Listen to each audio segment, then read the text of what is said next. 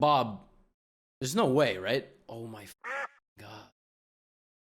You know what's funny? We just did a pawn endgame lesson. This is another king and pawn endgame lesson because you cannot stop a passed pawn once the king is on the side, okay? You need to stop the pawn with something else. And you cannot stop the pawn when you're walking into checks. White can move anywhere and win this game. Any move. Even this is probably winning. Literally.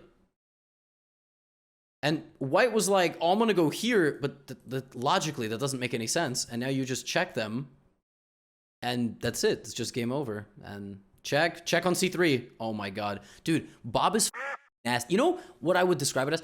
Bob is like a really, really, really obese UFC heavyweight fighter, okay? Like, they are so bad technically. Like, he's actually not bad technically. Bob gets dropped in like half the fights, okay? He's dropped on the ground. If Bob gets up and lands one punch, like he did in this game, which was the move c2, ain't letting that advantage go. When Bob gets an advantage after being lost, like c2, Bob is a pit bull. He gets on that.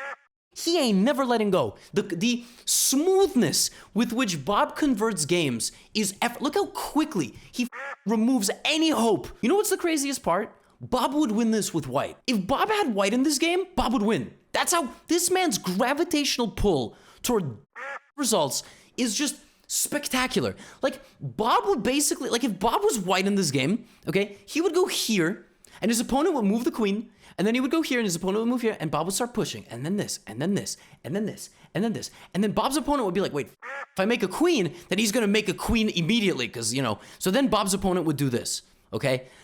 And then Bob's opponent would be like, oh, you know, I can't stop him. All right, I gotta cut him off. All right, no problem. And then, you know, boom, and then boom, and then boom, and then boom, and then boom, and then Bob would like go here, here, and then his opponent would go here thinking it's mate, hang the queen, and allow Bob to promote. Like, Bob has an uncanny ability to just make his opponents do some of the stupidest of all time.